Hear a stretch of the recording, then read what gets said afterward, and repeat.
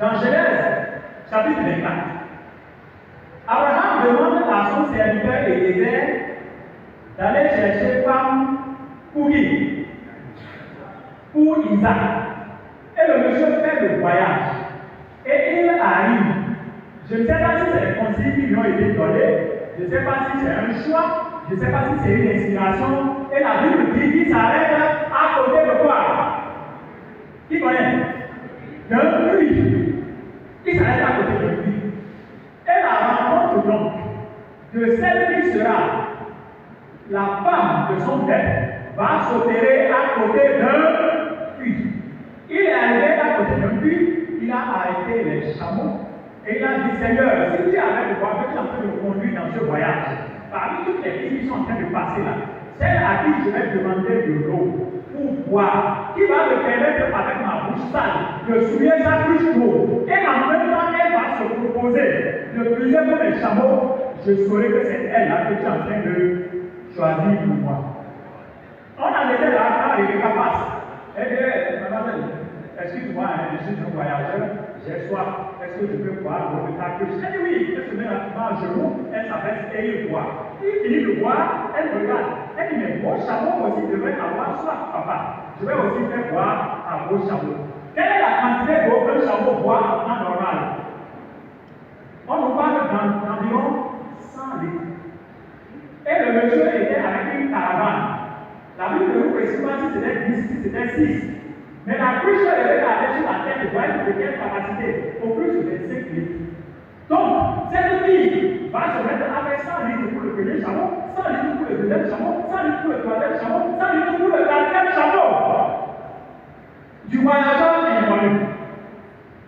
Il a dit non, il a dit la paix. Cette fille est laborieuse, elle travaille.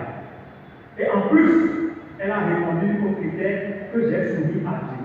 Et c'est comme ça qu'il va choisir Rebecca pour Isaac, le fils de son maître. Avant qu'on en arrive là, ils ont déjà écarté tout ce que j'étais en train d'écarter. Parce que Eliezer même avait dit à Abraham, il faut qu'il parte avec moi. C'est lui qui veut choisir, c'est lui qui sait ce qu'il veut choisir. Abraham dit, il ne sait pas ce qu'il doit choisir. Parce que dès que tu le vois là, il n'a aucun critère encore sur la tête. C'est nous qui connaissons les critères.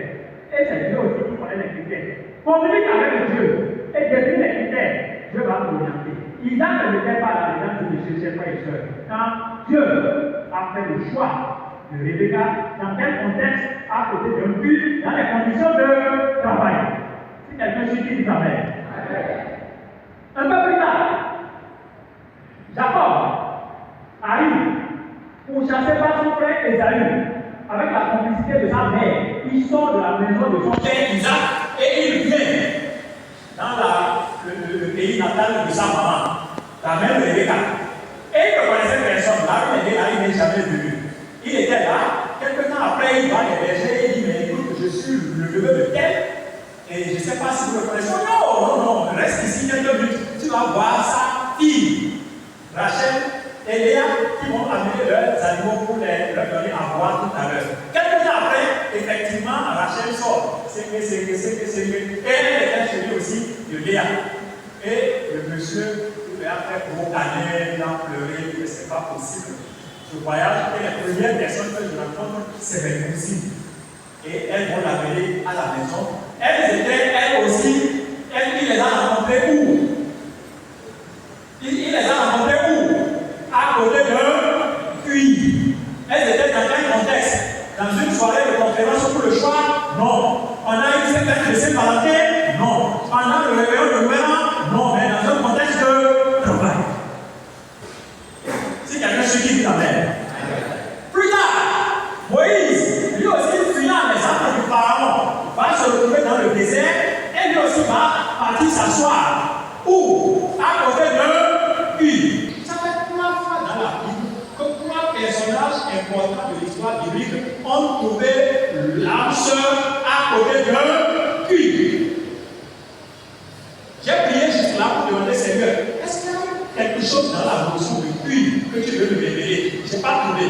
Mais ce que j'ai fini par comprendre, c'est que c'était dans un contexte de travail. Mesdames et messieurs, l'âme sœur ne la cherche pas seulement les jours de culte, ne la cherche pas seulement les jours de soirée de conférence, ne la regarde pas seulement pendant les jours de mariage. Le jour de mariage, tout le monde est beau, vous allez être impeccable. Ce n'est pas de ça on parle. Il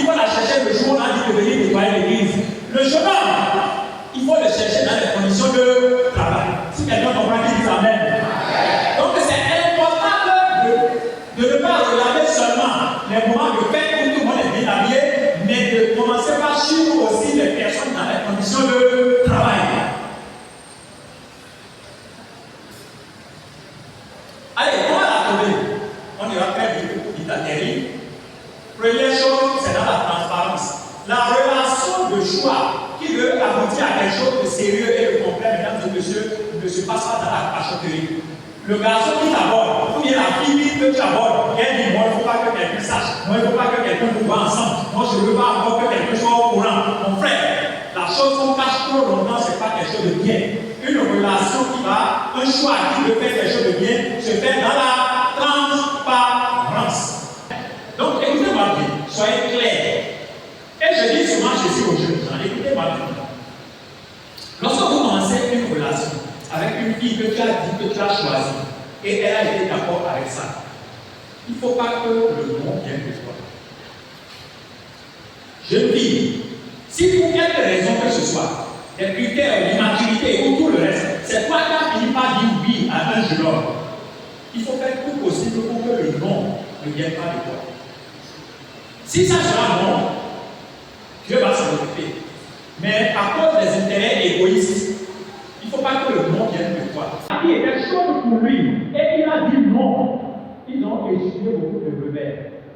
J'ai plein d'exemples que je peux vous citer, mais que je ne peux pas citer parce qu'après que vous voyez autour de vous, vous ne comprenez pas pourquoi ils sont en situation difficile. Mais on connaît l'histoire. Troisième chose, il faut correctement préparer. Il faut que les horloges répondent avant de commencer par faire le choix. Parce que le choix évolue de façon graduelle. C'est une dynamique. Vous ne pouvez pas être dans une relation d'amitié. Depuis 6 ans, vous êtes toujours amitié. C'est pas bon. Vous dites, ok, nous commençons l'amitié. Dans 2 ans, nous devenons des fiancés. Dans 2 ans, nous commençons la dot. Et d'ici 6 ans, 7 ans, on doit pouvoir se marier. Donc, vous devez avoir un plan clair dans votre tête comment vous commencez. On ne rentre pas dans une relation et ne pas savoir où est-ce qu'on va. C'est pas bon. Donc, il faut être préparé pour faire évoluer la relation de façon graduelle. Parce que le choix d'une relation conjugale, c'est quelque chose de dynamique. Il y a quelqu'un qui a besoin de voir, c'est dynamique. Oui, ça évolue. Donc, si vous voulez que ça soit stationnaire, ça sera difficile à gérer pour vous. Et il faut s'assurer que la personne est libre. Cherchez des informations, faites les recoupements qui avaient rien derrière. Nous avons des amis qui ont eu des revers et qui sont restés aujourd'hui comme l'os dans leur gorge. La fille avait fait un enfant quand elle avait 14 ans. On a caché l'enfant. Lui l'a vu quelque part. Elle faisait de lui avec une voix de sirène. Là, c'est elle qui dirige toutes les chansons d'église alors qu'elle a un enfant. Elle n'a jamais dit pourquoi là qu'elle a un enfant. Jusqu'au soir où on avait marié dans l'église. C'est la nuit de noces. Qui voit mais on continue à se passer là, ça vient à l'été un enfant. Elle dit, je voudrais. Elle dit, je voudrais que mes parents m'ont dit.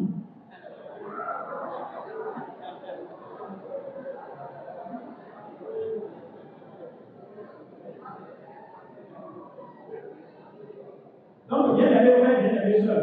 Autant ça peut venir du garçon, ça peut venir aussi de la sœur. Leur couple sera tout le temps en difficulté. Vous savez pourquoi?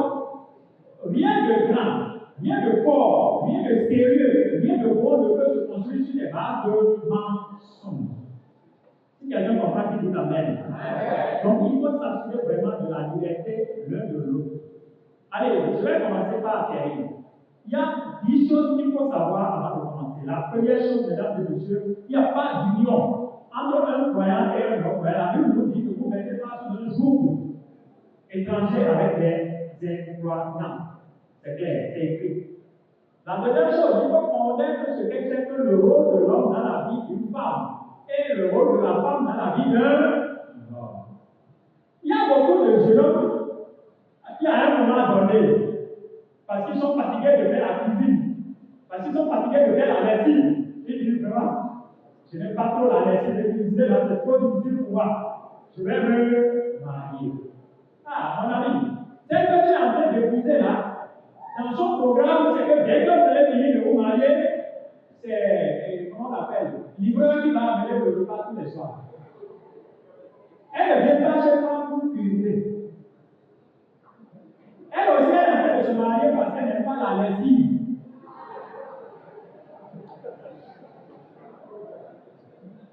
Amen.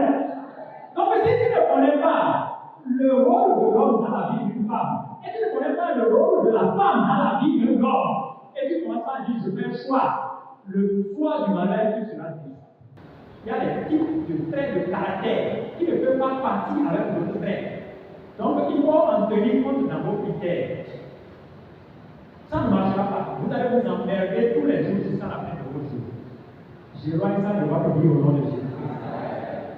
La quatrième chose qu'il faut connaître, c'est quelles sont les blessures que la personne a connues dans sa vie. Parce que si vous ne tenez pas compte de ce qu'on appelle les blessures émotionnelles, vous ne prenez aucune information. Elle vous en parle, mais ça ne vous dit rien. Elle dit que quand elle était dans la maison de son père, on l'a humilié, on l'a tapé, on l'a fait des services corporels, on l'a déshabillé pendant 5 ans. Et ça ne vous dit rien. Alors que c'est des blessures émotionnelles. Le jour où vous allez la prendre en mariage, pour que vous avez dit je t'aime, elle a trouvé quelqu'un à demain qui exposait ses blessures. Voilà que vous connaissez vite les blessures. Elle va commencer par se comporter bizarre. Vous allez croire que c'est vous la faute, mais vous n'avez jamais fait faute encore. C'est que vous ne connaissez pas les blessures qu'elle a subies. Donc il faut commencer par chercher des informations sur comment il a grandi, quelles sont les blessures qu'il a connues dans sa vie.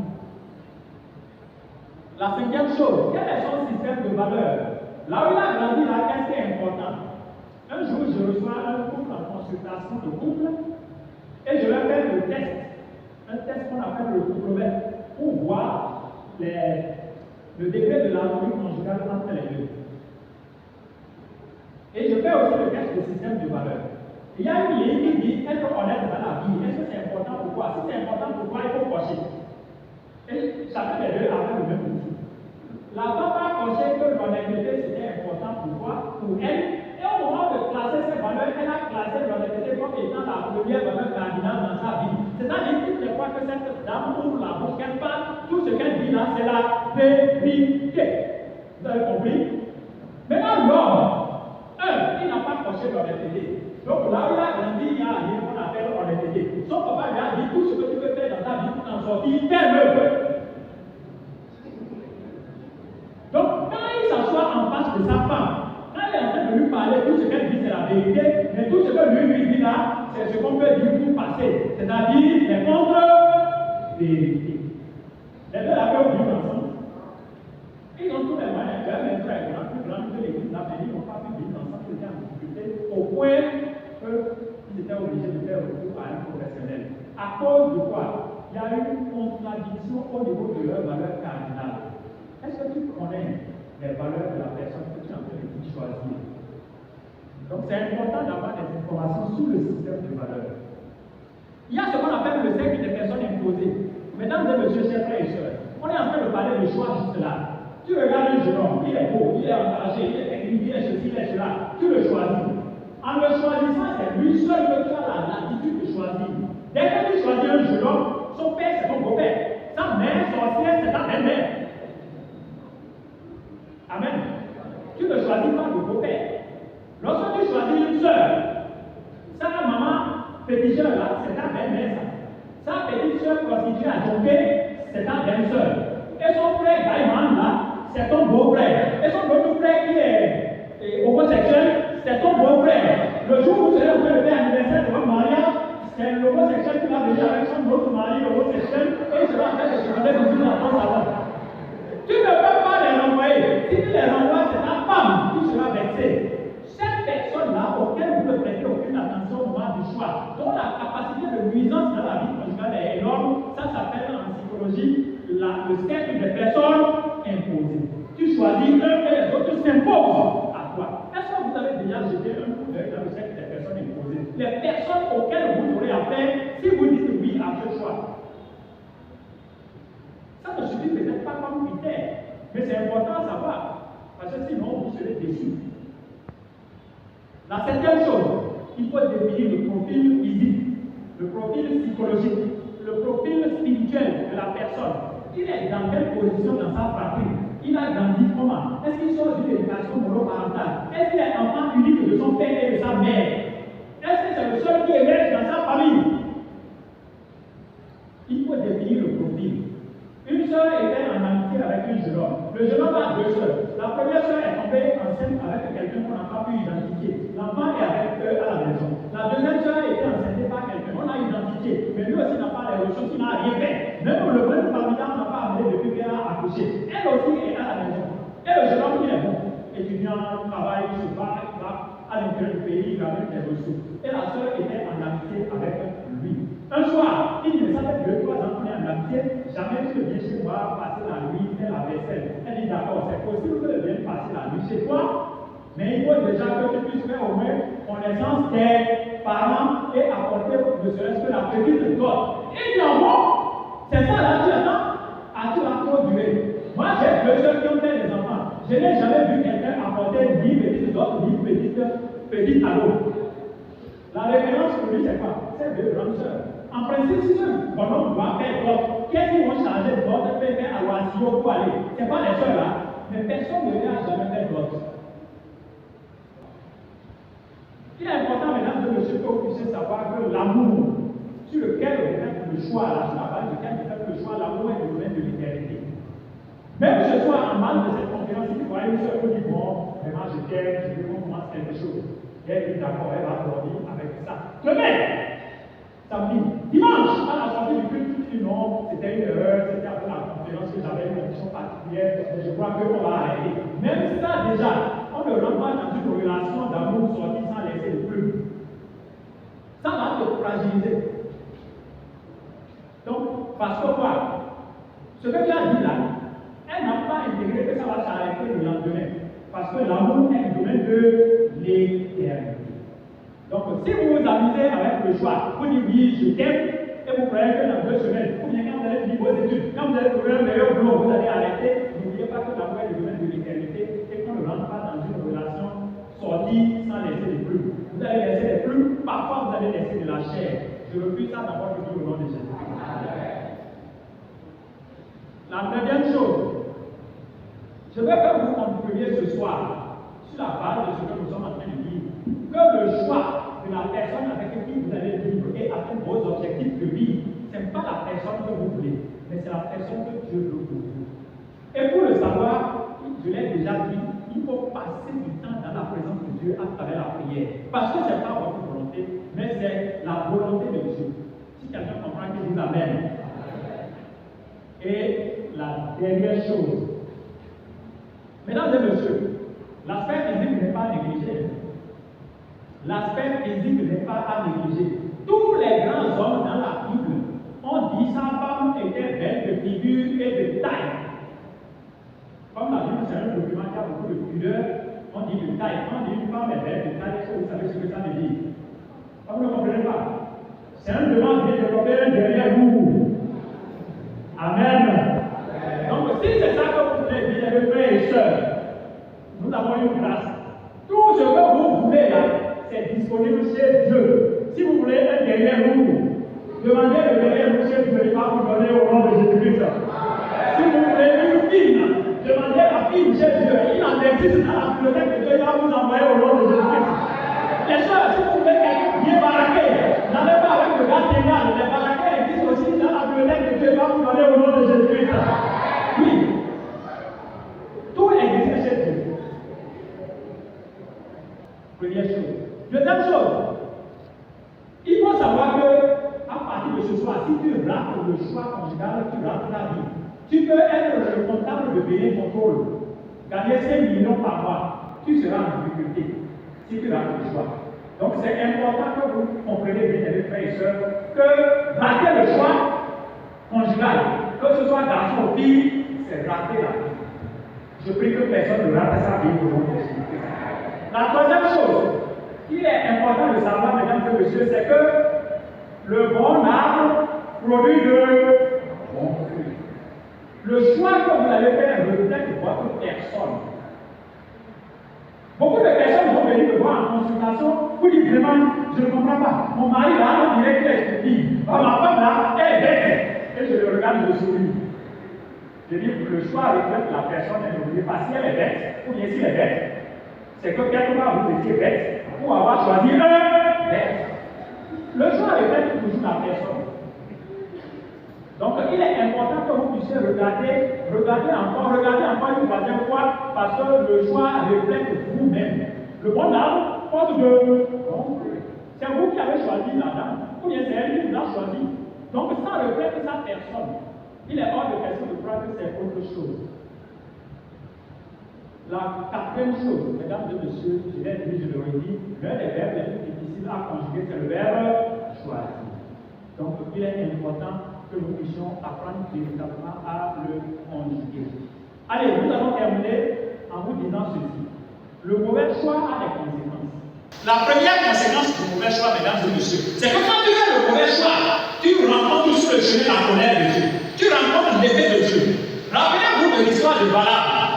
C'est un prophète que le roi de Moab est allé voir. Quand il a entendu les enfants d'Israël arriver, il disait, les gens là, ils sont en train de semer la terreur sur le chemin. Je veux que tu puisses aller les maudire. Et finalement, il a convaincu avec les négociations et les présents. Et ce monsieur a fait le mauvais choix de prendre le mauvais chemin. Qu'est-ce qu'il a vu en chemin? L'ange de l'Éternel tenait l'épée pour le décapiter. Lui qui était là, quand il a sauvé, il mourait. Quand tu fais le mauvais choix, mon frère, et toi aussi ma soeur, tu rencontres en chemin la colère de Dieu. Je prie que personne ne trouve la colère de Dieu sur son chemin au nom de Jésus. La deuxième chose, si tu fais le mauvais choix, c'est curieux. Là où tout le monde jouit, toi tu souffres. Là où tout le monde jouit, toi tu es en train de galérer. Tout le monde va dire, ah non, la vie conjugale c'est l'une des belles choses. Franchement, tu regardes trouver la femme à trouver le bonheur. Mais toi tu es assis dans ton coin et tu dis, vraiment, je regarde trouver la femme à trouver l'enfer. À cause de quoi? Parce que tu as fait un mauvais choix. Tout le monde sera en train de jouir, mais toi tu seras en train de souffrir. La troisième chose, le mauvais choix ne s'efface pas. Oh là là, ça c'est pas une bonne nouvelle. Le mauvais choix, il est indélébile. Lorsque tu fais un mauvais choix, le mauvais choix va te suivre à vie. Tous les pouvoirs que nous traînons aujourd'hui dans l'humanité, ça a été quoi? Le mauvais choix dans le jardin. Ne croyez pas que vous, ici, nous ici, même au niveau local, que nous allons banaliser les critères de choix, nous allons banaliser les fondamentaux bibliques et faire un mauvais choix et être à l'aise. Le mauvais choix est indélébile, il est irréversible. Je prie que personne ne tombe dans un mauvais choix au nom de Jésus-Christ. La quatrième chose, l'impact du mauvais choix est contagieux. C'est comme si c'est transmissible de génération en génération. C'est vrai que c'est comme ça. Je vous donne l'exemple de Lot. Lot avait la possibilité de dire à son oncle Abraham, choisis. Mais c'est lui qui se lève et il choisit. Donc il fait là le mauvais choix. Quelques années plus tard, sa femme va faire aussi le mauvais choix de regarder derrière, elle va devenir statue de scène. Quelques années plus tard, ses filles vont faire aussi le mauvais choix. Le mauvais choix se transmet de génération en génération. Si vous faites un mauvais choix aujourd'hui, ça peut avoir des conséquences sur plusieurs générations. C'est pour ça que c'est important, mesdames et messieurs, de bien regarder, de bien étudier, de bien réfléchir et de prier abondamment avant de faire le choix. La quatrième chose. Et la cinquième chose, le mauvais choix peut te faire passer à côté de ta destinée. Le choix avantageux sur lequel vous m'avez demandé de me prononcer ce soir, je voudrais vous dire que ce n'est pas un jeu de hasard. Il faut écrire ça. Le choix qui va être un choix avantageux pour votre vie, ce n'est pas un jeu de hasard. C'est quelque chose qui implique beaucoup d'autres choses. Amen. La deuxième chose, l'homme n'a pas la capacité de faire ce choix-là. Déjà, nous avons des problèmes avec le choix. Nous avons parcouru beaucoup de pays, nous avons vu beaucoup de choses, nous avons entendu beaucoup de choses, nous avons vu beaucoup de choses. Étudiez tout ce que vous voulez là, mais nous avons encore des problèmes pour faire le choix. À plus forte raison, vous, beaucoup plus jeunes, limitez dans les connaissances, dans les ressources, et que sais-je encore. Ce n'est pas du ressort de l'homme de se lever de façon mentale et orgueilleuse pour dire qu'il veut faire un choix. Non, mesdames et messieurs, chers frères et sœurs. C'est pourquoi, pour tout ce qui est choix, il vaut mieux se laisser conduire par le Saint-Esprit. C'est lui qui ne met pas excellence en matière de choix. Et le Saint-Esprit vous met Une garde qui est très forte. Tout ce qui n'est pas le fruit d'une conviction est quoi? Est péché. Amen. Est-ce qu'on fait un cadeau pour les jeunes gens?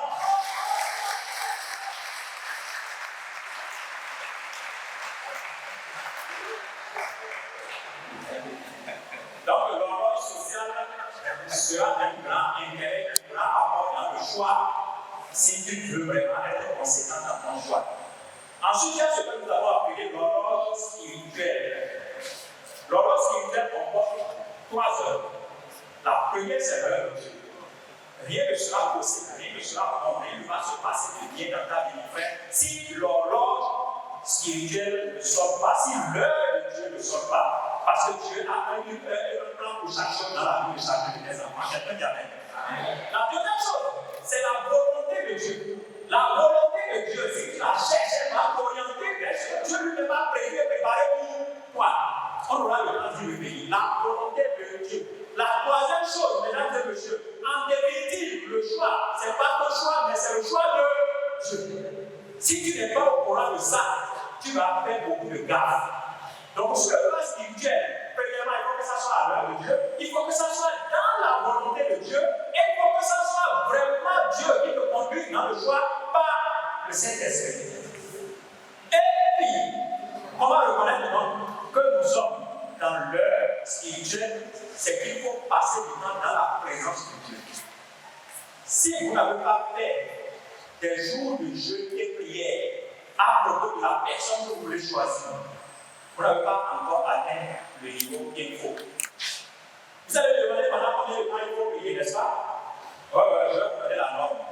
Il faut prier jusqu'à ce que celui qui est à côté de vous ait l'impression que vous avez trop prié. Amen. Ouais. Il faut que celui qui est avec vous, celui qui vous assiste, qui vous soutient dans la prière, dit qu'on est là, on a beaucoup prié, on a trop prié. Sinon, vous n'avez pas encore suffisamment prié, vous voulez précipiter le choix. C'est quand on a l'impression qu'on a trop prié qu'on est dans l'horloge spirituelle. La deuxième chose, mesdames et messieurs, il faut avoir un bon complice. Il faut avoir un bon complice. Et le bon complice va remplir le critères.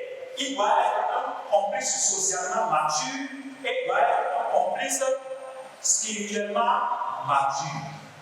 S'il n'a pas la maturité sociale, il va vous induire en erreur. S'il n'a pas la maturité spirituelle, il va aussi vous induire en erreur. Si vous regardez dans l'histoire de la Bible, il y a un jeune homme qui était intéressé par une jeune fille parmi les enfants de David. Et il a fait appel à un complice. Le complice n'était pas un bon complice. Le complice lui a donné des stratégies rapides. Et vous savez ce que ça donne comme conséquence, c'est la mort.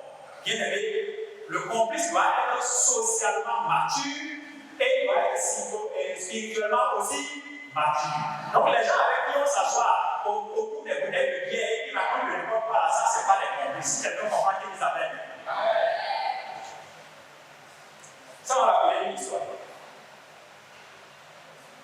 Lorsque j'étais dans le contexte de choix, j'avais un complice. Et on priait avec mon complice. Et un jour, une soeur est venue. Elle a semblé remplir les critères et elle a commencé par rentrer dans la séduction. Mon complice a dit vraiment, je pense que c'est celle-là, il faut qu'on l'aborde. Et on a abordé la soeur. Dans tout le sérieux, elle ne peut pas savoir le nombre de mois de prière, de jeûne de Daniel, de jeûne de Lévi, de jeûne d'Esther, que moi j'ai fait avant de lui parler. Je lui parle, elle dit d'abord qu'elle a compris, qu'elle va me revenir. Elle va se rallier à un mauvais complice. Le mauvais complice dit, il a abordé, il a dit ça. Bon, on va mettre en place une stratégie. On va d'abord dire non. Et quand il va insister, tu vas dire maintenant, oui. Ah, complice. Or, moi, dans ma logique, ce qu'on m'a enseigné jusqu'à ce moment précis, c'est très simple. Que votre oui soit et que votre non soit. Le soir est venu me dire, moi j'ai dit, je n'en demandais pas plus, j'ai compris que ce n'était pas toi. Elle s'est mise à pleurer. Tu pleures pour moi. Est-ce qu'il faut pleurer contre toi? Va pleurer contre le mauvais complice que tu as utilisé. C'est comme ça que l'incident a été produit. Mesdames et messieurs, les personnes qui vont vous accompagner, vous soutenir, pour gérer le choix, ça doit être des complices. Un, maturité sociale, 2 qui ont la maturité spirituelle. Quelqu'un me suit qui dise Amen. Alors, pour cela, donc, le choix répond à des critères. Est-ce que tu n'es jamais assis pour dire quels sont mes critères? Je vais choisir. Combien j'ai choisi? Moi, je vais m'en choisir. Est-ce qu'il répond pas à mes critères? Vous ne pouvez pas faire le choix, mesdames et messieurs, partout au monde, dans quel domaine que ce soit, on parle de choix sans faire référence à des critères. Quels sont les critères?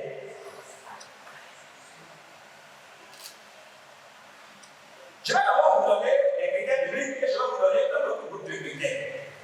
Le plan de Dieu à propos du choix est clair, bien d'aller frères et sœurs. La première chose, c'est que le choix ne peut être que dans le Seigneur. Ça, c'est clair. Beaucoup de sœurs viennent me voir, il y a depuis un moment où le garçon ne m'aborde plus, et depuis un moment, il y a un garçon, il est très attentionné, il a un bon boulot, et sa maman est musulmane, son père est catholique, mais il ne va pas à l'église. J'ai dit, ma soeur, tu as retrouvé encore.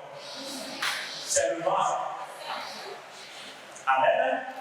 Tu n'as rien trouvé encore. C'est du vent. C'est du pivot. Parce que le choix ne peut être que dans le Seigneur. Il y a quelqu'un qui a dit le choix, c'est dans le Seigneur.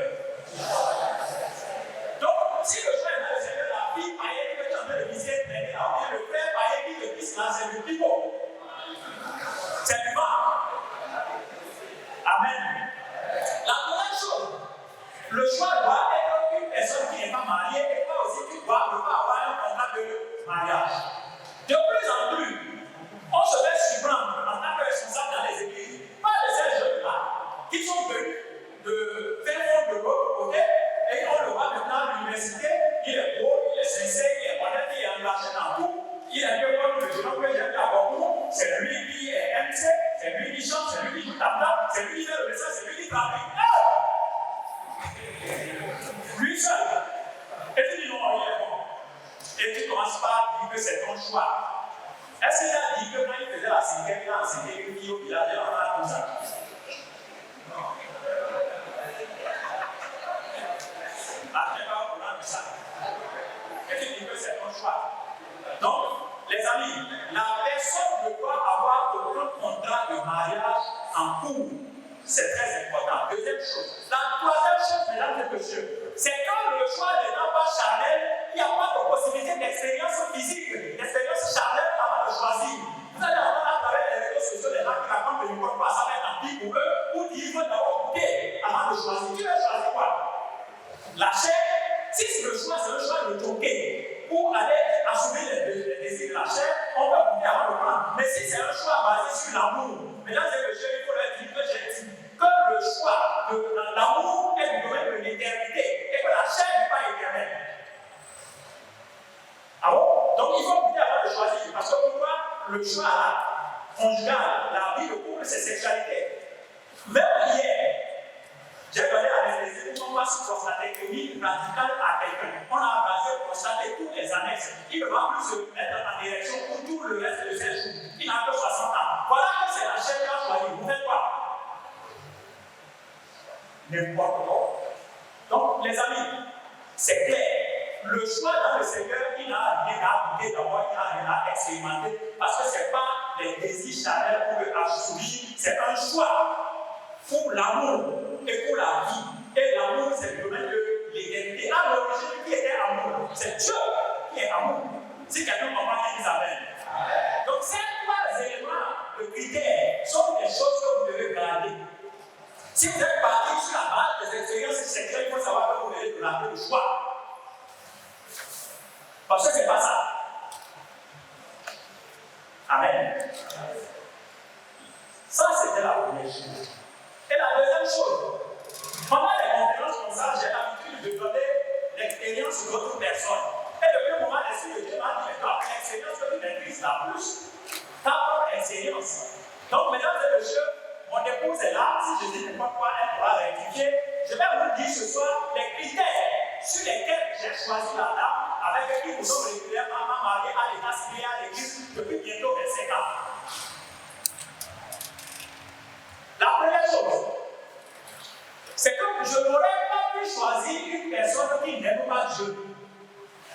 Amen. Mon premier critère, je ne pouvais pas choisir une personne qui n'aime pas Dieu. Lorsque les jeunes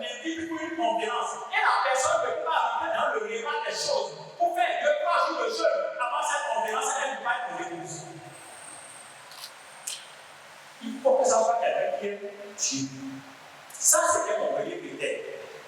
Le deuxième critère pour moi, c'est qu'il faut que la personne soit propre. Pas extravagante, mais il faut qu'elle soit propre. Parce que je travaille dans un métier de propreté. Il est hors de question que je travaille à l'hôpital dans l'asepsie, dans la propreté totale, et je reviens à la maison, caleçon de l'enfant est sur le guéridon, soutien est sur le divan, et puis quand on va faire la vaisselle du sable sur ça, les mouches sont en train de faire la fête dans ma maison. C'est pas possible. Donc il faut que la personne soit propre. Pas propre au jour de conférence seulement, mais propre en tout temps et en tout lieu. C'est quelqu'un qui va dire Isabelle. La troisième chose, je n'aurais pas pu choisir une personne qui n'est pas étudiée. Parce que j'aime toujours approfondir mes connaissances. Donc si j'écoute une personne qui va dire « tu veux étudier quoi encore à ton âge ?» je ne peux pas écouter avec la personne. Je peux épouser une personne qui va me dire « non mais écoute, ça se dit maintenant, il faut que tu puisses faire aussi un doctorat en sciences de maladie de la famille. Pourquoi ne pas faire aussi le doctorat en sciences de maladie de la famille ?» Je peux épouser une personne comme ça. Elle comprend le sens des connaissances et elle sait que l'Église de Jésus-Christ a besoin des connaissances parce que Jésus va nous dire mon peuple périt faute de. Donc la personne qui va te tirer en arrière par rapport à tes études, par rapport à ce que tu aimes dans ta vie, tu ne peux pas l'épouser. Mon quatrième critère, depuis que j'étais plus jeune, j'aimais l'encadrement de la jeunesse. Et ceux qui m'ont connu, très vite savent ça. Donc tous les dimanches, tous les samedis, toutes les fêtes, et même sans fête, régulièrement j'organisais des manifestations des jeunes chez moi à la maison. Les jeunes, quand les jeunes peuvent décider de venir de servir dès qu'ils arrivent, en même temps on crée un show pour la soirée. Je n'aurais pas pu épouser une personne qui, quand les jeunes arrivent, elle va les noyer eux-mêmes pour savoir qu'ils sont indésirables dans la maison. Elle ne peut pas être mon épouse. La personne que je vais épouser doit pouvoir être à l'aise avec tous ceux qui viennent me visiter. Il y a quelques années, un jeune que vous connaissez peut-être de cette communauté, Abdias Yossika, Abdias est venu de Paracoa Cotonou. Il dit, je peux comprendre quelque chose pour toi. Parce que là, on est en train de se marier, je peux comprendre. Lorsque tu n'es pas encore marié, on venait, on jouait, on regardait des vidéos dans ta maison, on chamassait comme on veut. Et vous étiez contents, c'est votre tonton. Mais vous étiez en train de nous dire, et tout le monde nous disait, ah, les choses vont changer, quand on va se marier bientôt. Et quand tu es marié, on a hésité un peu, mais quand on est venu, là où on mangeait à ton nom, et boire tout ça, dans nos manifestations, on a commencé par boire des jus d'ananas et manger du riz sauté au bouillon de bétail à son cas. Amen. Qu'est-ce qui se passe? Comment tu as fait ce que tu aimes là? Elle aime. Quand on vient, on ne te trouve pas, on trouve gentil, c'est comme si on t'a trouvé. J'ai souri.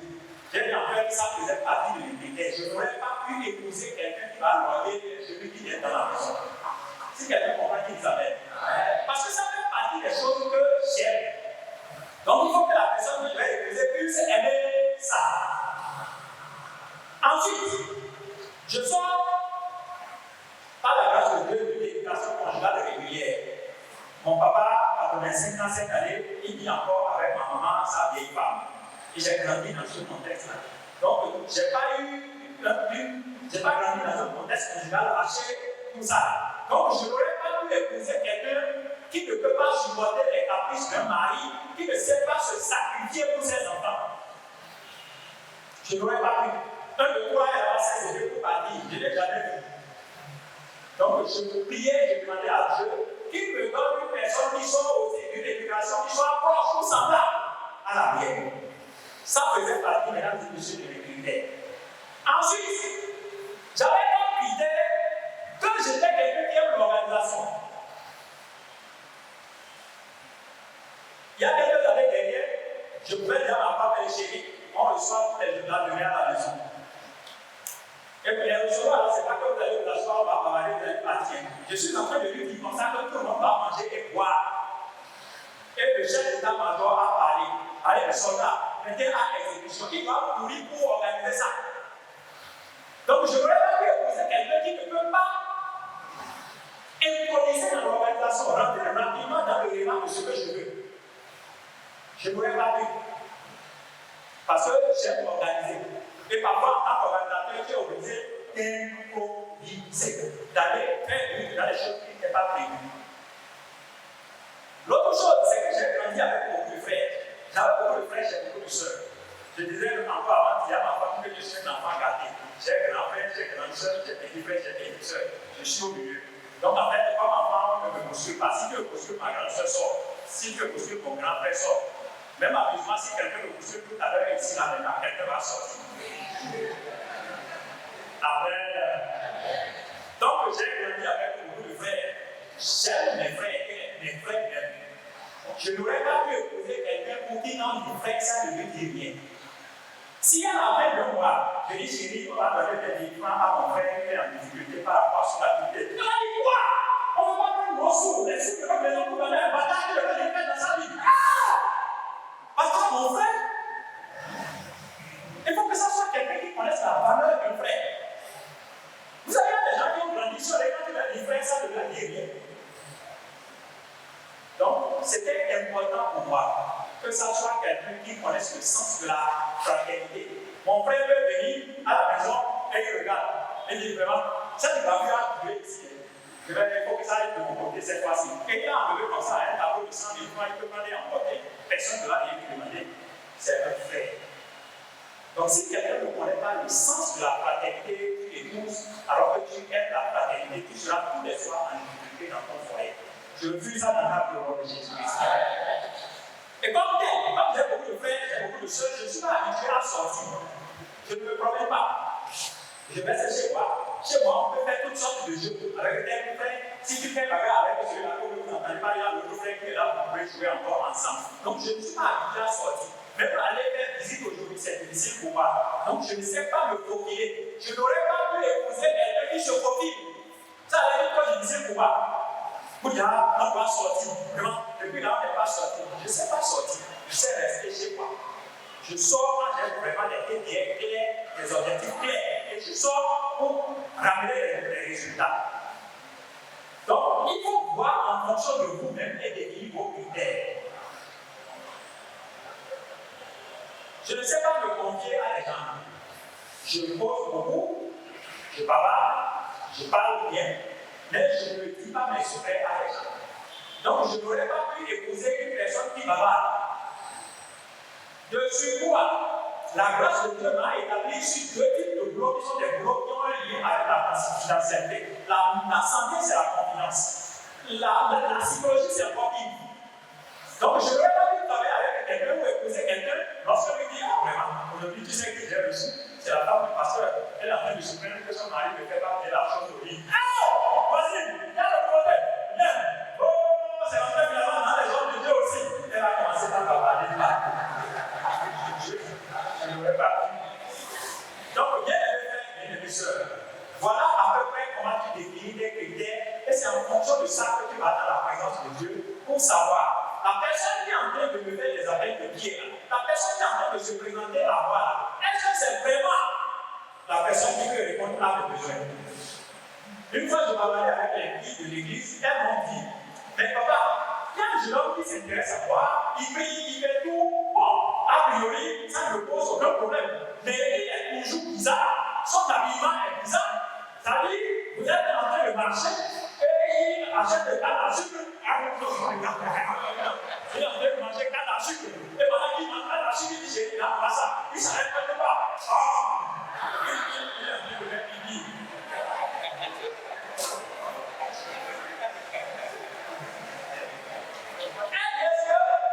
Il peut répondre à mes critères.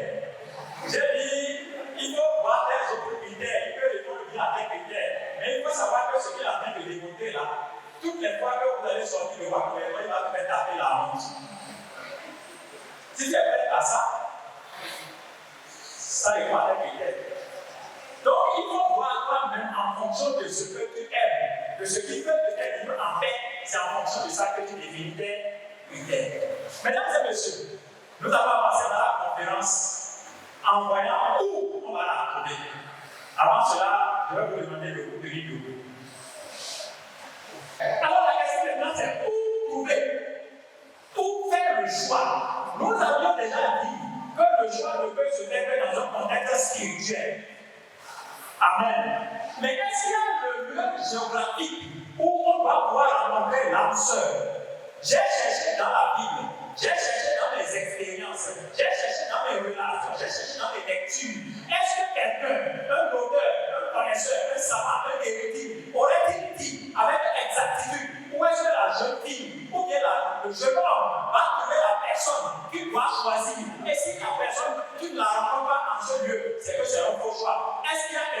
quelque chose comme ça. Ce n'est pas évident. Mais ce que j'ai remarqué, c'est ceci. Je voudrais qu'on regarde ensemble. Sur le plan géographique, dans Genèse, chapitre 24, Abraham demande à son serviteur Eliezer d'aller chercher femme pour qui? Pour Isaac. Et le monsieur fait le voyage. Et il arrive. Je ne sais pas si c'est les consignes qui lui ont été données. Je ne sais pas si c'est un choix. Je ne sais pas si c'est une inspiration. Et la Bible dit qu'il s'arrête à côté de quoi? Qui connaît? D'un puits. Il s'arrête à côté d'un puits. Et la rencontre donc de celle qui sera la femme de son père va s'opérer à côté d'un puits. Il est arrivé à côté d'un puits, il a arrêté les chameaux et il a dit Seigneur, si tu es avec moi, que tu es en train de me conduire dans ce voyage, parmi toutes les filles qui sont en train de passer là, celle à qui je vais demander de l'eau pour boire, qui va me permettre avec ma bouche sale de souiller sa couche d'eau, et en même temps elle va se proposer de puiser pour les chameaux, je saurai que c'est elle là que tu es en train de choisir pour moi. On a été là quand Rebecca passe. Mademoiselle, excuse-moi, je suis un voyageur, j'ai soif. Est-ce que tu peux boire l'eau de ta cruche? Elle dit oui, elle se met rapidement à genoux, elle s'abaisse et elle boit. Il finit de boire, elle regarde. Elle dit, mais vos chameaux aussi devraient avoir soif, papa. Je vais aussi faire boire à vos chameaux. Quelle est la quantité d'eau qu'un chameau boit en temps normal? On vous parle d'environ 100 litres. Et le monsieur était avec une caravane. La Bible ne vous précise pas si c'était 10, si c'était 6. Mais la cruche que le gars avait sur la tête doit être de quelle capacité? Au plus de 25 litres. Donc, cette fille va se mettre à faire 100 litres pour le premier chameau, 100 litres pour le deuxième chameau, 100 litres pour le troisième chameau, 100 litres pour le quatrième chameau. Du voyageur inconnu. Il a dit non, il a rien à faire. Cette fille est laborieuse, elle travaille. Et en plus, elle a répondu au critère que j'ai soumis à Dieu. Et c'est comme ça qu'il a choisi Rebecca pour Isaac, le fils de son père. Avant qu'on en arrive là, ils ont déjà écarté tout ce que j'étais en train d'écarter. Parce que Eliezer même avait dit à Abraham, il faut qu'il parle avec moi, c'est lui qui veut choisir, c'est lui qui sait ce qu'il veut choisir. Abraham dit, il ne sait pas ce qu'il doit choisir. Parce que dès que tu le vois là, il n'a aucun critère encore sur la tête. C'est nous qui connaissons les critères. Et c'est Dieu aussi qui connaît les critères. Communique avec Dieu et définit les critères. Dieu va t'orienter. Isaac n'était pas à la ménage de ses frères et sœurs. Quand Dieu a fait le choix de Rebecca, dans quel contexte? À côté d'un puits, dans les conditions de travail. Si quelqu'un suit, dit Amen. Un peu plus tard, Jacob arrive pour chasser par son frère Esaü. Avec la complicité de sa mère, il sort de la maison de son père Isaac et il vient dans le pays natal de sa maman, la même Rebecca. Et il ne connaissait personne. Là où il était là, il n'est jamais venu. Il était là, quelques temps après, il voit des bergers et il dit, mais écoute, je suis le neveu de tel. Et je ne sais pas si vous le connaissez. Non, reste ici quelques minutes. Tu vas voir sa fille, Rachel et Léa, qui vont amener leurs animaux pour leur donner à boire tout à l'heure. Quelques temps après, effectivement, Rachel sort. Et elle était chez lui aussi de Léa. Et le monsieur, il lui a fait gros câlin, il a pleuré, il dit, c'est pas possible. Je voyage et les premières personnes que je rencontre, c'est mes cousines. Et elles vont l'amener à la maison. Elles étaient, elles aussi, il les a rencontrées où? Il les a rencontrées où? À côté d'un puits. Elles étaient dans quel contexte? Dans une soirée de conférence pour le choix? Non. Pendant une fête de séparation? Non. Pendant le réveillon de Noël? Non. Mais dans un contexte de travail. Si quelqu'un suit, dit Amen. Plus tard, Moïse, lui aussi fuyant les affronts du pharaon, va se retrouver dans le désert et lui aussi va partir s'asseoir. Où? À côté d'un puits. Et c'est pour va venir avec les animaux de son père. Et là encore, Moïse va rencontrer pour la première fois Séphora. Où? À côté d'un puits. Ça fait 3 fois dans la Bible que 3 personnages importants de l'histoire biblique ont trouvé l'âme sœur à côté d'un puits. J'ai prié juste là pour demander Seigneur, est-ce qu'il y a quelque chose dans la position de puis que tu veux me révéler. Je n'ai pas trouvé. Mais ce que j'ai fini par comprendre, c'est que c'était dans un contexte de travail. Mesdames et messieurs, la douceur ne la cherche pas seulement les jours de culte, ne la cherche pas seulement les jours de soirée de conférence, ne la regarde pas seulement pendant les jours de mariage. Le jour de mariage, tout le monde est beau, nous allons être impeccable. Ce n'est pas de ça on parle. Il faut la chercher le jour là, il peut venir nettoyer l'église. Le cheval, il faut le chercher dans les conditions de travail. Si quelqu'un comprend qu'il dit Amen. Donc c'est important de ne pas regarder seulement les moments de fête où tout le monde est bien habillé, mais de commencer par suivre aussi les personnes dans les conditions de travail. Allez, comment la trouver? On est en train de t'atterrir. Première chose, c'est dans la transparence. La relation de choix qui veut aboutir à quelque chose de sérieux et de concret, mesdames et messieurs, ne se passe pas dans la cachotterie. Le garçon qui t'aborde, ou bien la fille que tu abordes, elle dit non, il ne faut pas que quelqu'un sache, non, il ne faut pas que quelqu'un nous voit ensemble, non, je ne veux pas encore que quelqu'un soit au courant. Mon frère, la chose qu'on cache trop longtemps, ce n'est pas quelque chose de bien. Une relation qui va, un choix qui veut faire quelque chose de bien, se fait dans la transparence. Première chose. Deuxième chose, ça doit être clair. Tout à l'heure, je vous ai raconté l'anecdote. On a dit de dire non, et qu'après, elle a dit oui.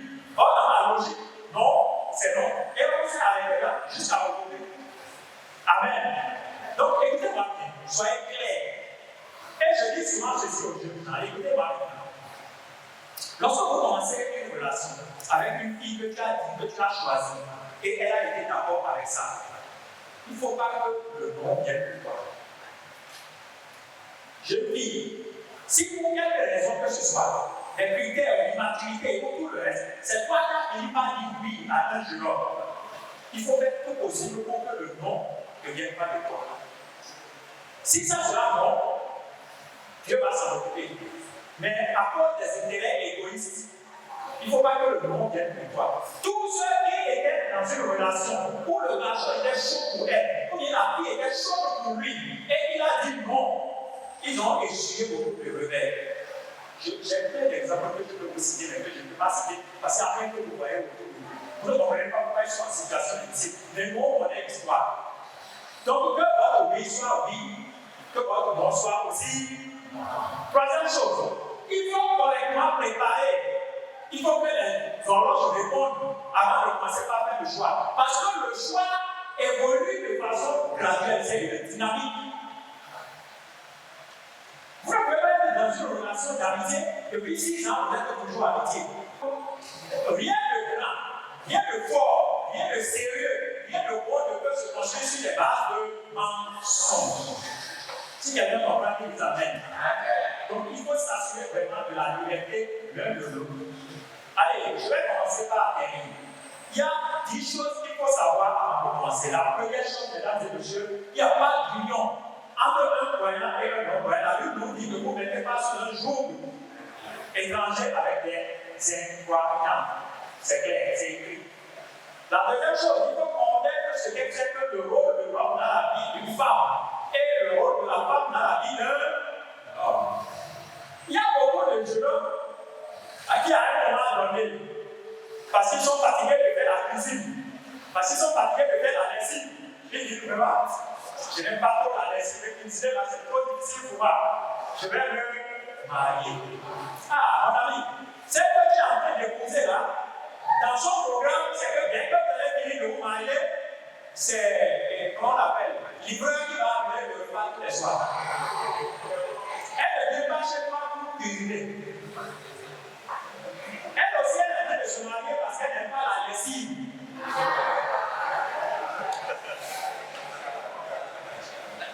Amen. Donc, si tu ne connais pas le rôle de l'homme dans la vie d'une femme, et tu ne connais pas le rôle de la femme dans la vie d'un homme, et tu commences à dire, je fais le choix, le soir du mariage, tu seras déçu. Troisième chose. Vous devez savoir partir de maintenant qu'il y a des personnalités qui sont difficilement associables. Il y a des types de traits de caractère qui ne peuvent pas partir avec d'autres traits. Donc, il faut en tenir compte dans vos critères. Ça ne marchera pas. Vous allez vous emmerder tous les jours jusqu'à la fin de vos jours.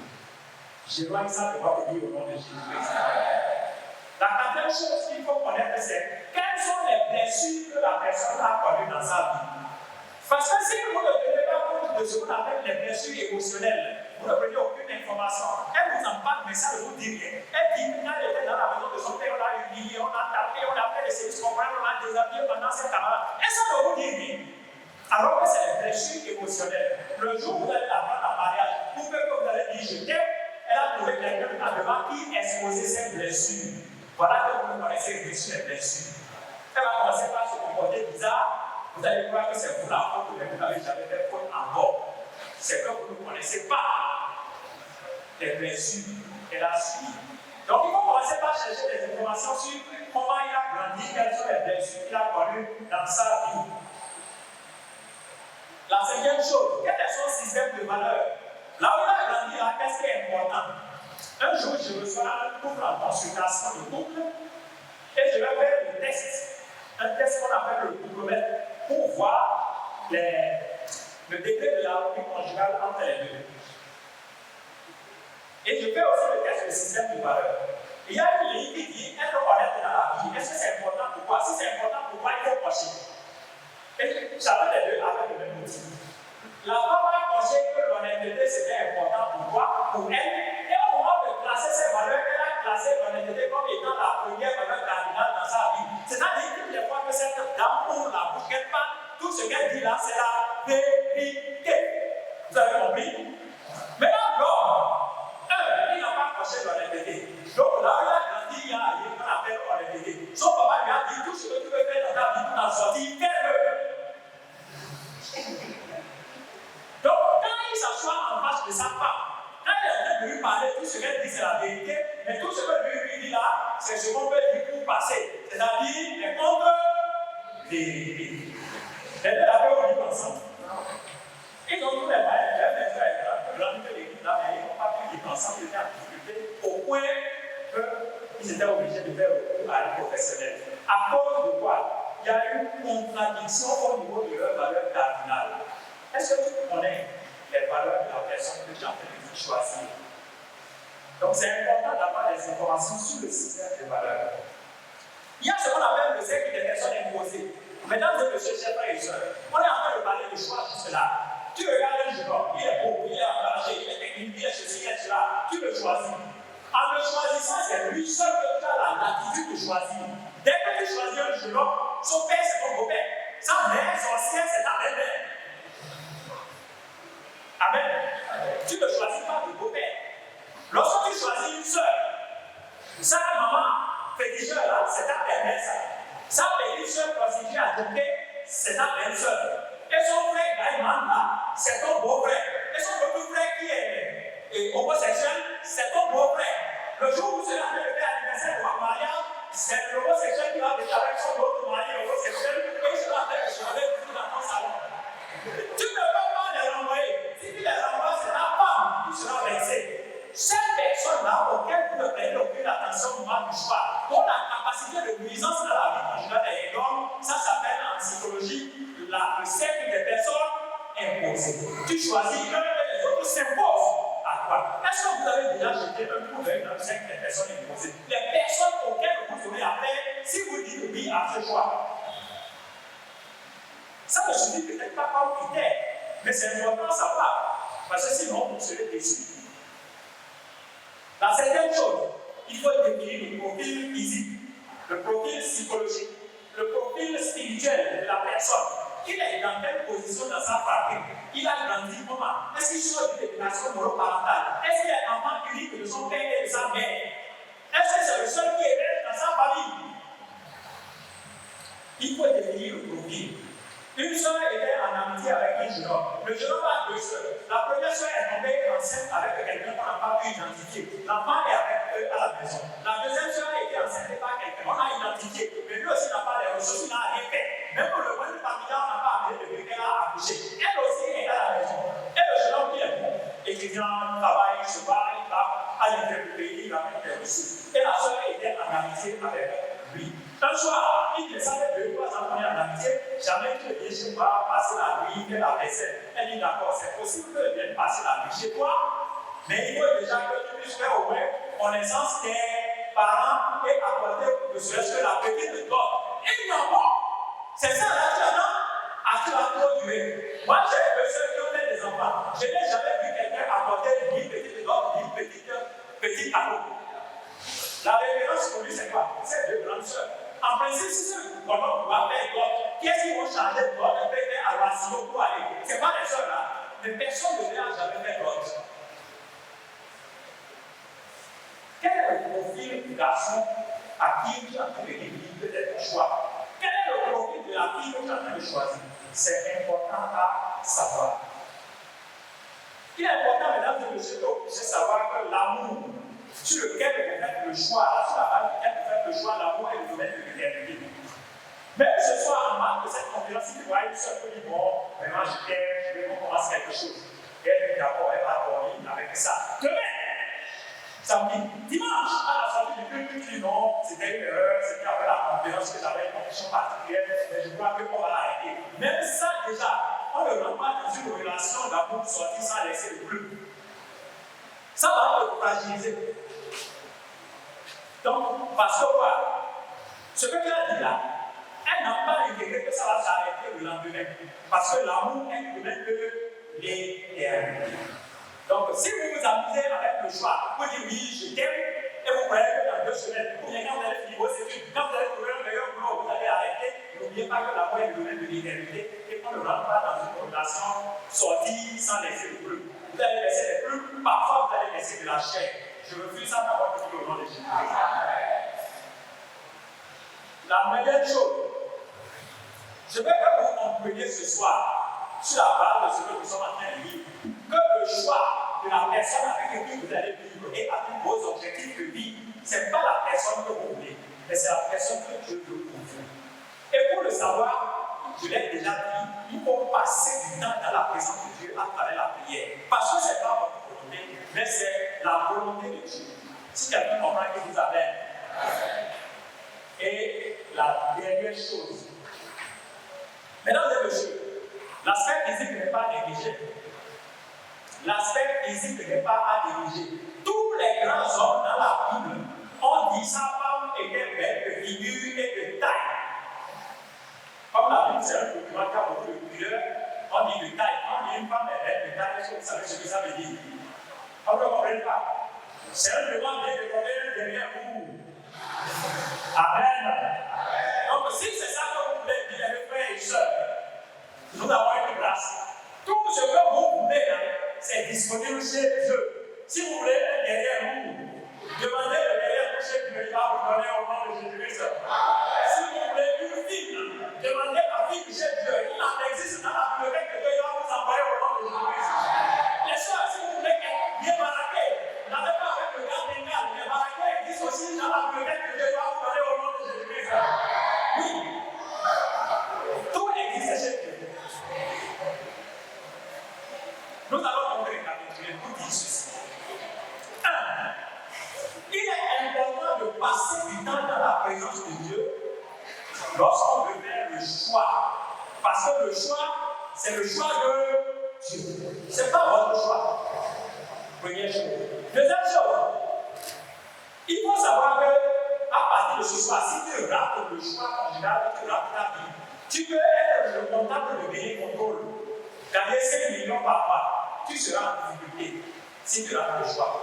Donc c'est important que vous compreniez bien, les frères et sœurs, que rater le choix conjugal, que ce soit garçon ou fille, c'est rater la vie. Je prie que personne ne rate sa vie au nom de Jésus.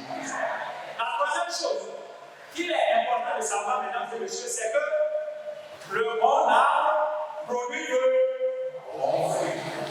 Le choix que vous allez faire reflète votre personne. Beaucoup de personnes vont venir me voir en consultation pour dire vraiment, je ne comprends pas. Mon mari là, on dirait qu'elle est stupide. Ma femme là, elle est bête. Et je le regarde, je souris. Je dis, le choix reflète la personne, elle parce qu'elle est bête. Ou si elle est bête. C'est que quelquefois vous étiez bête pour avoir choisi un bête. Le choix reflète toujours la personne.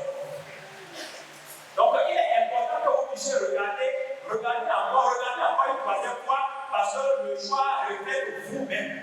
Le bon arbre, comme C'est vous qui avez choisi la dame, ou bien c'est elle qui vous a choisi. Donc, sans le fait de sa personne, il est hors de question de croire que c'est autre chose. La quatrième chose, mesdames et messieurs, je l'ai dit, je le redis, l'un des verbes les plus difficiles à conjuguer, c'est le verbe choisir. Donc, il est important que nous puissions apprendre véritablement à le conjuguer. Allez, nous allons terminer en vous disant ceci. Le mauvais choix a des conséquences. C'est pour ça que les responsables de la jeunesse, et vous tous d'ailleurs, vous avez souhaité qu'on parle ce soir du choix en long et en large. Parce que le mauvais choix a des conséquences. La première conséquence du mauvais choix, mesdames et messieurs, c'est que quand tu fais le mauvais choix, tu rencontres sur le chemin la colère de Dieu. Tu rencontres l'épée de Dieu. Rappelez-vous de l'histoire de Balaam, qui est un prophète. Quand le roi de Moab est allé voir, quand il a entendu les enfants d'Israël arriver, il disait les gens là, ils sont en train de semer la terreur sur le chemin. Je veux que tu puisses aller les maudire. Et finalement, il a convaincu avec les négociations et les présents. Et ce monsieur a fait le mauvais choix de prendre le mauvais chemin. Qu'est-ce qu'il a vu en chemin? L'ange de l'Éternel tenait l'épée pour le décapiter. Lui qui était là, il a sauvé, il mourait. Quand tu fais le mauvais choix, mon frère, et toi aussi ma soeur, tu rencontres en chemin la colère de Dieu. Je prie que personne ne trouve la colère de Dieu sur son chemin au nom de Jésus. La deuxième chose, si tu fais le mauvais choix, c'est curieux. Là où tout le monde jouit, toi tu souffres. Là où tout le monde jouit, toi tu es en train de galérer. Tout le monde va dire à moi, la vie conjugale, c'est l'une des mêmes choses. Franchement, je regarde trouver la femme à trouver le bonheur. Mais toi, tu es assis dans ton coin et tu dis, je regarde trouver la femme à trouver l'enfer. À cause de quoi? Parce que tu as fait un mauvais choix. Tout le monde sera en train de jouer et toi, tu seras en train de souffrir. La troisième chose, le mauvais choix ne s'efface pas. Oh là là, ça c'est pas une bonne nouvelle. Le mauvais choix, bien élevé. Lorsque tu fais un mauvais choix, le mauvais choix va te suivre à vie. Tous les déboires que nous traînons aujourd'hui dans l'humanité, ça a été quoi? Le mauvais choix dans le jardin d'Éden. Ne croyez pas que vous, ici, même au niveau local, que nous allons banaliser les critères de choix, nous allons banaliser les fondamentaux bibliques et faire un mauvais choix et être à l'aise. Le mauvais choix est indélébile, il est irréversible. Je prie que personne ne tombe dans un mauvais choix au nom de Jésus-Christ. La quatrième chose, l'impact du mauvais choix est contagieux. C'est comme si c'est transmissible de génération en génération. C'est vrai que c'est comme ça. Je vous donne l'exemple de Lot. Lot avait la possibilité de dire à son oncle Abraham, choisis. Mais c'est lui qui se lève et il choisit. Donc il fait là le mauvais choix. Quelques années plus tard, sa femme va faire aussi le mauvais choix de regarder derrière et va devenir sa fille de scène. Quelques années plus tard, ses filles vont faire aussi le mauvais choix. Le mauvais choix se transmet de génération en génération. Si vous faites un mauvais choix aujourd'hui, ça peut avoir des conséquences sur plusieurs générations. C'est pour ça que c'est important, mesdames et messieurs, de bien regarder, de bien étudier, de bien réfléchir et de prier abondamment avant de faire le choix. La quatrième chose. Et la cinquième chose, le mauvais choix peut te faire passer à côté de ta destinée. Je vous renvoie à Judas Iscariote. En principe, quelqu'un qui a été disciple de Jésus-Christ, parmi les 11, parce que Jésus avait plusieurs groupes de disciples, n'est-ce pas? Il y avait les 70, il y avait beaucoup de personnes qui suivaient, et tous se disaient disciples de Jésus-Christ. Mais il y avait le 5 rapprochés qu'on appelait les disciples, et ils étaient 11 ou les 12. Parmi les 12 se trouvait un certain Judas Iscariote. En principe, ceux-là doivent faire partie de ceux qui vont s'asseoir sur les 12 trônes pour juger les nations. Mais à cause d'un mauvais choix, il s'est retrouvé. Il est passé à côté de sa destinée. Mesdames et messieurs, chers frères et sœurs, je voudrais dire à quelqu'un ce soir, un mauvais choix peut te faire passer à côté de ta destinée. Tu devrais être quelque part au paradis avec Abraham, Isaac en train de souper, mais tu vas te retrouver en enfer dans un lieu de pénissement dedans. Je refuse ça dans le cadre du nom de Jésus-Christ. Donc le mauvais choix peut te faire passer à côté de ta destinée. Mesdames et messieurs, chers frères et sœurs, je voudrais conclure en vous disant deux ou trois petites choses. Le choix avantageux sur lequel vous m'avez demandé de me prononcer ce soir, je voudrais vous dire que ce n'est pas un jeu de hasard. Il faut écrire ça. Le choix qui va être un choix avantageux pour votre vie, ce n'est pas un jeu de hasard. C'est quelque chose qui implique beaucoup d'autres choses. Amen. La deuxième chose, l'homme n'a pas la capacité de faire ce choix. Déjà, nous, comme adultes, on a des problèmes avec le choix. Nous avons parcouru beaucoup de pays, nous avons vu beaucoup de choses, nous avons entendu beaucoup de choses, nous avons vu beaucoup de choses. Écrivez tout ce que vous voulez là, mais nous avons encore des problèmes pour faire le choix. À plus forte raison, vous, beaucoup plus jeunes, limités dans les connaissances, dans les ressources, et que c'est encore. Ce n'est pas du ressort de l'homme de se lever de façon mentale et orgueilleuse pour dire qu'il veut faire un choix. Non, mesdames et messieurs, chers frères et sœurs. C'est pourquoi, pour tout ce qui est choix, il vaut mieux se laisser conduire par le Saint-Esprit. C'est lui qui ne jette pas excellence en matière de choix. Et le Saint-Esprit nous met une garde qui est très forte. Tout ce qui n'est pas le fruit d'une conviction est quoi? Est péché. Donc, toutes les fois que tu es sur le plan d'un choix et tu vois que le doute t'anime, le Saint-Esprit me dit de te dire que tout ce qui n'est pas le fruit d'une conviction est péché. Laissez-vous conduire par le Saint-Esprit. Sinon, vous n'avez pas les moyens de faire un choix avantageux qui puisse vous accompagner pour le long de votre vie. Si quelqu'un comprend, il dit Amen. Mesdames et messieurs, chers frères et sœurs, voilà à peu près ce que j'avais à mettre en place comme plateforme pour que nous puissions faire des échanges ce soir. Et avant de rentrer dans le vif du sujet, tout en vous remerciant, nous allons nous tenir debout. Merci beaucoup pour votre attention.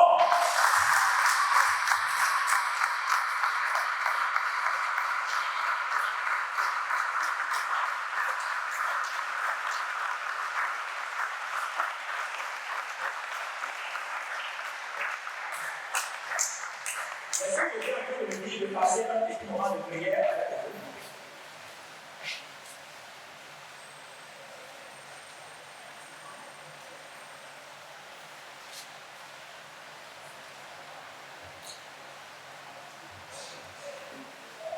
Mettez-vous en position de prière, apportez la position qui vous plaît, nous allons prier ensemble pour les choses et nous allons prier.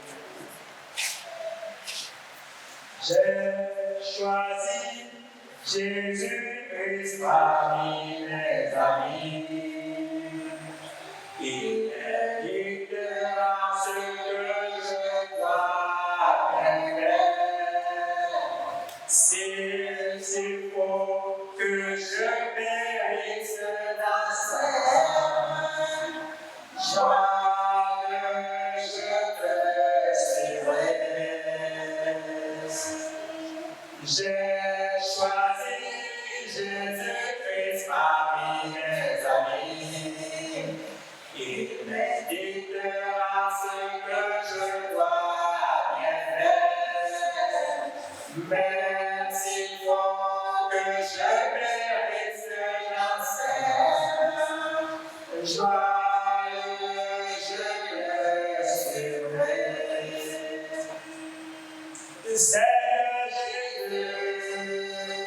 Seigneur Jésus, tu me dicteras ce que je dois bien faire, même s'il faut que je périsse dans sa joyeux, je le suivrai. Je voudrais commencer déjà par prier pour les bien-aimés frères et les bien-aimées sœurs qui sont ici. Vous êtes en âge de faire le choix. Vous avez l'âge de pour faire le choix. Mais les autres horloges ne sont pas encore dans votre vie. Juste là, vous êtes en train de vous poser des questions. L'horloge psychologique ne sonne pas. L'horloge sociale ne sonne pas. L'horloge spirituelle ne sonne pas. Ce soir, je vais prier pour vous. Commencez déjà par prier. Dites que Seigneur, je suis là ce soir. Je veux que tu sonnes les horloges dans ma vie. Seigneur, je prie pour tes enfants ce soir qui sont ici. Ils ont peut-être atteint l'âge de pour faire le choix, mais les autres choses ne suivent pas. Et ils se posent des questions. Et l'entourage se pose des questions à leur sujet. Parce qu'ils ont cherché, Seigneur, le chemin par rapport au choix. Parce qu'ils ont cherché, Seigneur, la voie par rapport au choix. Je prie ce soir, par la grâce du trône de Dieu, que tout ce qui faisait obstacle à cette horloge se déclenche maintenant au nom de Jésus-Christ. En sortant de cette conférence, que l'horloge sociale sonne dans leur vie, que l'horloge spirituelle sonne dans leur vie, que l'horloge psychologique sonne dans leur vie, que l'horloge théologique qui a sonné déjà retentisse encore dans leur vie. Au nom de de Jésus-Christ. Tout ce qui était en train de les bloquer, tout ce qui était en train de les ralentir, je prie, Papa des cieux, que cela dégage afin qu'ils puissent faire le choix pour la gloire de ton nom. Merci, Papa des cieux. Au nom de Jésus, nous avons prié. L'Esprit de Dieu me parle aussi de certaines personnes qui ont déjà commencé par faire des choix, mais qui se rendent compte que c'est le choix erroné. Personne n'a la possibilité de corriger un choix. Mais la grâce de Dieu, le Dieu suprême, de qui on dit qu'il est omnipotent, il a la possibilité de retourner en arrière et corriger les choix erronés. Tu m'as dit, Seigneur, si j'ai fait un mauvais choix et je suis en train d'évoluer dans les difficultés, ce soir je viens à ta présence et je reconnais que j'aurais dû t'associer. Corrige mon choix. Et là d'avoir pris au nom de Jésus-Christ. Oh, Papa des cieux, je veux te bénir pour tes enfants qui sont ici ce soir. Il y a beaucoup de personnes qui ne maîtrisent pas les critères. Ils ont fait le choix sur la base des combatifs de la chair. Ils ont fait le choix sur la base de l'orgueil de la vie. Ils ont fait le choix sur le matériel. Papa des cieux, aujourd'hui, sur la base de ça, je te supplie, par contre, de ton omnipotentiel, parce que tu es capable de reconnaître leur vie. Et corriger, Papa des cieux. Je prie que tu agisses, que tu corriges le choix, que tu redresses les choses, que tu les rappelles.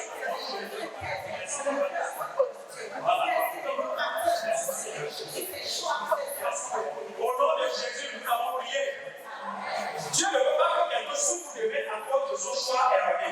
Je prie donc que la grâce de Dieu retourne en arrière dans ta vie à cause de son omnipotence. C'est lui seul qui a cette possibilité-là. Et qu'il corrige ton choix au nom de Jésus-Christ. Il y a des personnes qui ont fait le choix en utilisant des mauvais complices. Le complice n'a pas la maturité sociale. Il n'a pas la maturité spirituelle. Il a fait quelque chose et il a fait. Aujourd'hui, là, il croit qu'il a en train d'évoluer dans un choix. Tu as dit, Père, je te demande pardon pour la mauvaise publicité.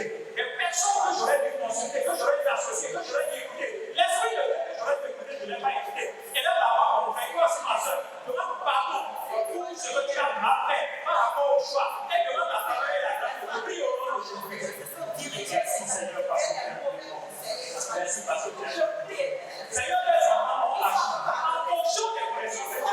Tes enfants ont agi en fonction des informations qui étaient à leur possession. Et voilà pourquoi les choses, ce soir, c'est la création de ton esprit. Tu me dis que ça a été un choix erroné. Seigneur, je prie, Père, que tu leur pardonnes, Papa des cieux, que tu leur pardonnes, Papa des cieux, que tu leur pardonnes, Papa des cieux, et que Papa des cieux, pendant mon vie, tu nous fais et que tu corriges cela. Le pardon, Père, et que tu me laisses, Seigneur. Toi qui as la possibilité de nous laisser les choses.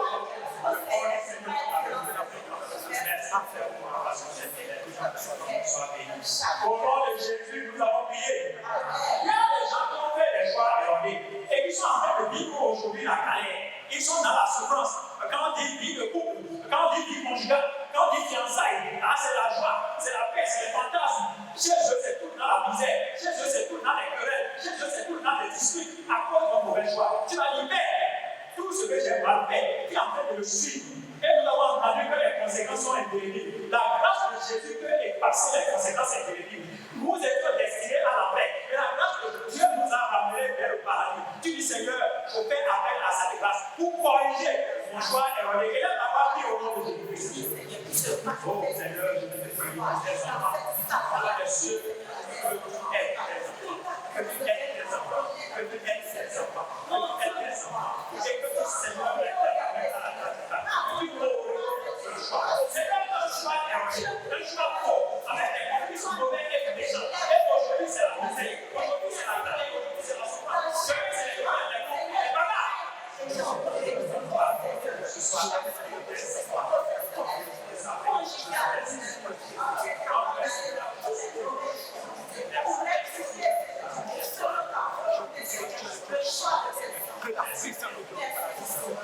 au nom de Jésus, nous avons prié. Bien les frères et sœurs, ce n'est pas du goût du diable que vous puissiez faire un bon choix, non. Le diable veut que nous soyons en souffrance. Donc il va nous amener par le matériel, il va nous amener par les fausses informations, il va nous amener par les informations erronées que les gens incultent, développent dans les réseaux sociaux. Et ça va tellement entrer en nous à croire que c'est vrai. Tu vas dire, Père, oriente-nous maintenant dans ta vérité, afin que le choix que je vais faire soit un choix selon Dieu. Et là,